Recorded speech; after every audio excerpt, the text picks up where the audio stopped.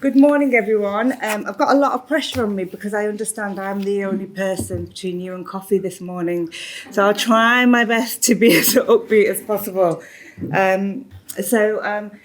name is Farzana Latif. I work at the University of Sheffield, and my role there is digital learning manager. So I should say that I did used to work in the technology and enhanced learning team.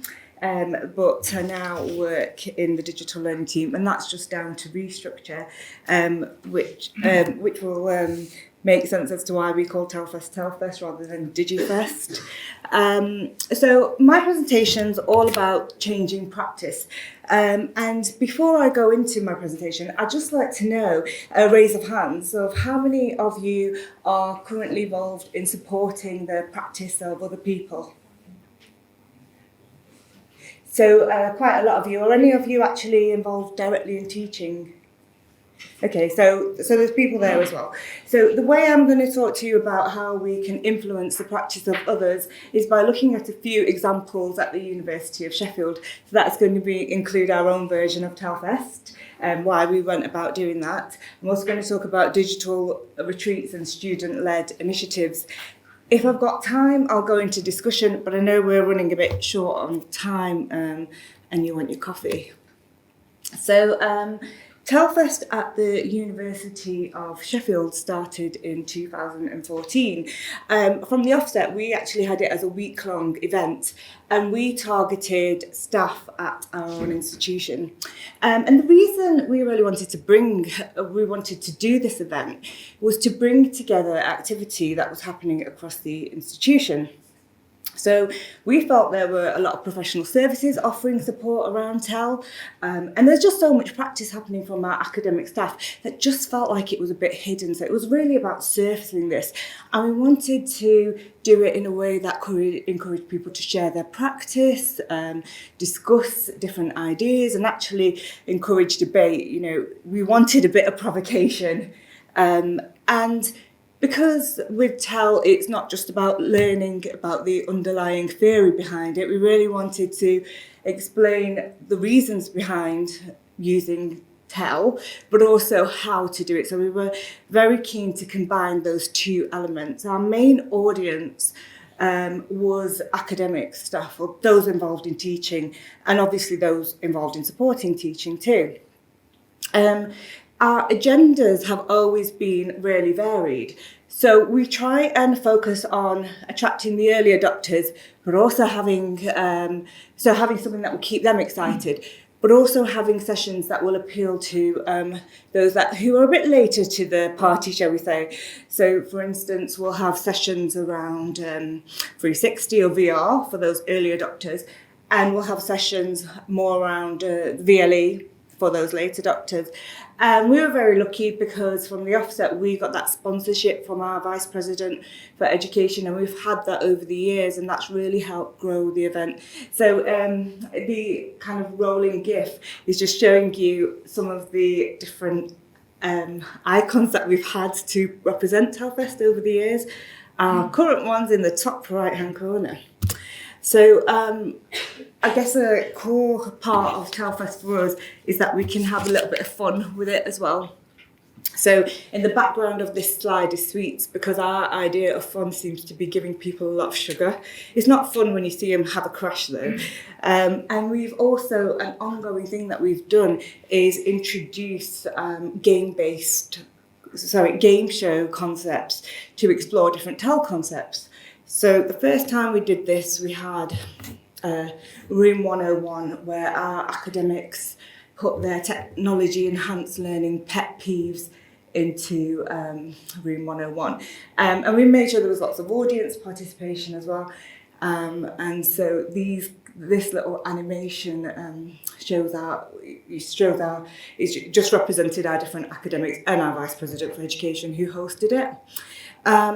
A couple of years ago, we had the Crystal Maze, which introduced our audience to game-based concepts. So I've got a little video that I'll show you around that.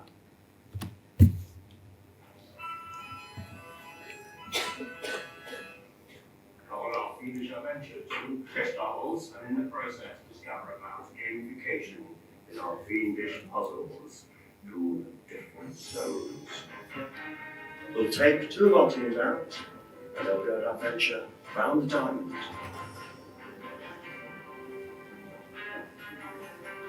The session I was involved in earlier was called the Chris Tell Maze, quite a cheap rip-off of the popular television programme. But it was a really fun session. They introduced us to the idea of gamification, so we played a few sort of little games. There was some serious content in there involved. Yeah, we had a bit of fun, we ran around the diamond, but actually I did feel as though I learned something more than if I'd just been listening to a presentation.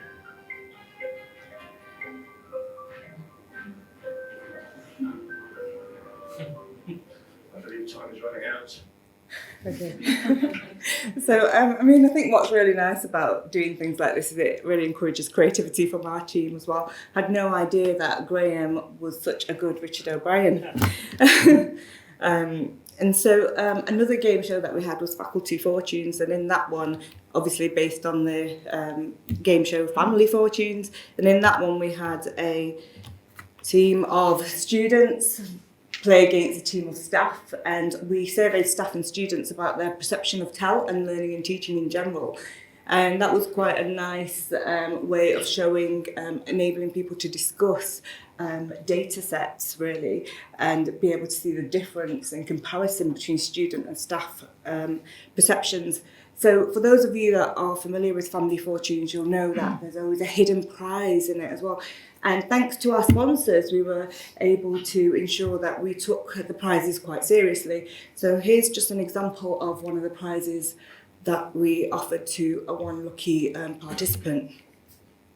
Pack your bags because you're off on an all-expenses round-the-world trip.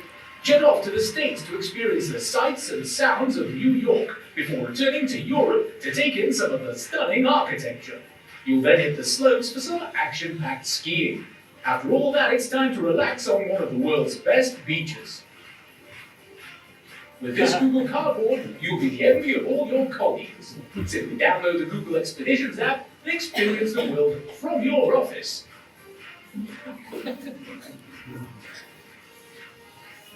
It's so immersive, you'll forget where you are.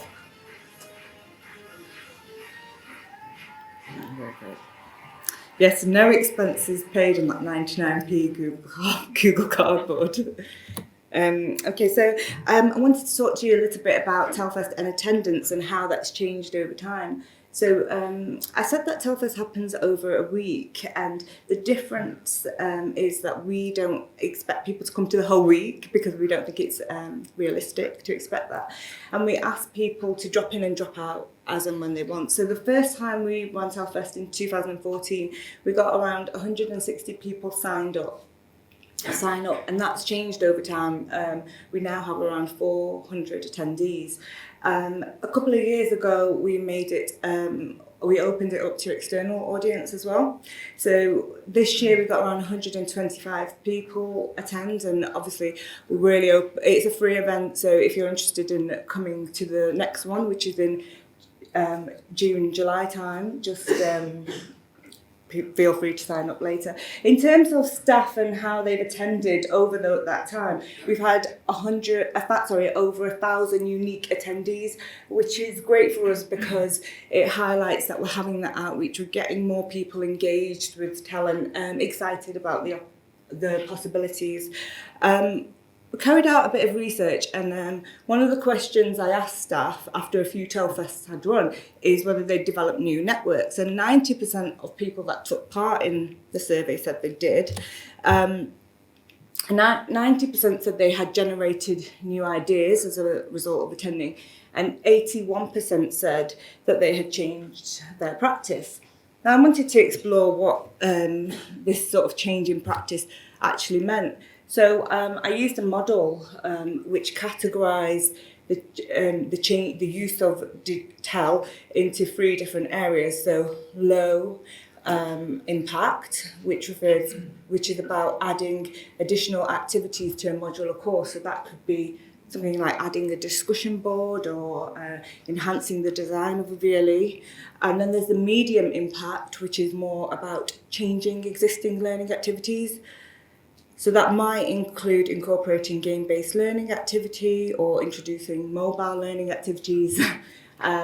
And then there's the high impact, which is more about redesigning part of your course. So it's not just about replacing an activity, but redesigning a part of your learning outcomes or a whole module, course or program even.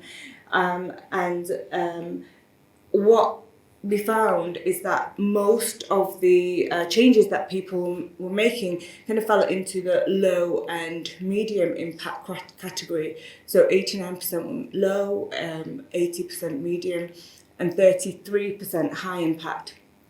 Now this was done quite a few years ago, so it'd be really interesting to see if that's changed over time. But I don't think it's negative that less people are having that high impact change. I think it's positive that we're seeing change, so I'm being optimistic. And so, as well as carrying out a questionnaire, I carried out focus groups to explore in more detail about the impact that TELFest was having. And people talked about this developing a community, how they often felt isolated. And we had some really nice examples of people inviting someone to come and speak at their departmental meeting. We had other people tell us about how they had asked someone else to peer review their use of flipped learning. So there's a lot of hidden activity going on in the background that we won't necessarily ever find out about, which is great. People talked about it being a safe place to learn. So we often introduce those technologies into our own teaching and learning, allow people to try it out. And also academics will talk, when they do deliver their presentations, they'll be really honest and they'll talk about the mistakes they've made. And that's just as powerful as knowing about a really successful project that took place. So we have our supply. So the companies that work directly with the University of Sheffield or also sponsor TELFest, similar to this event. And it's been really good, and because our academics have really enjoyed liaising directly with suppliers. They feel like they can influence products, and as well with our learning technologists, they find it really useful. And I've been really impressed with the way that suppliers have been really creative in their delivery of sessions. So usually when we liaise with suppliers, it's about things like roadmaps, and that's okay, but it's a bit dull in their delivery. So it's been a really nice thing to do, and it's also meant that we've been able to make the event free. So just moving on then to the digital retreats that we've been running at the University of Sheffield for a couple of years. So the idea behind the digital retreats is that staff submit a learning and teaching problem or challenge that they have, and that they feel that TEL could help help solve that problem. And what we do with those applications is we build a team around the project. So we include people from TEL backgrounds, learning technologists, but we might also include people from the library or careers, just depending on what the project is. And we'll have 2 intense days where we will work on solving that project.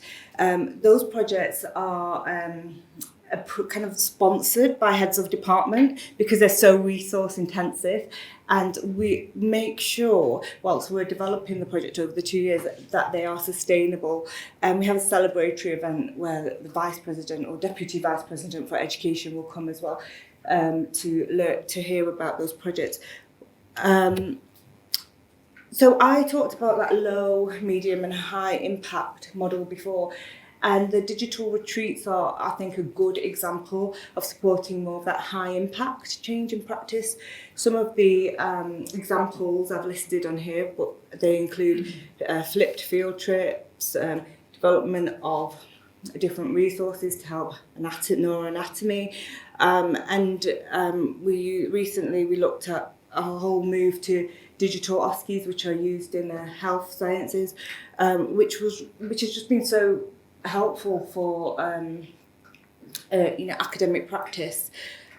What's quite nice as well is that we actually stipulate that in order to have our support, you have to present at TELFest. So we get people actually coming a lot, kind of closing the loop a little bit as well.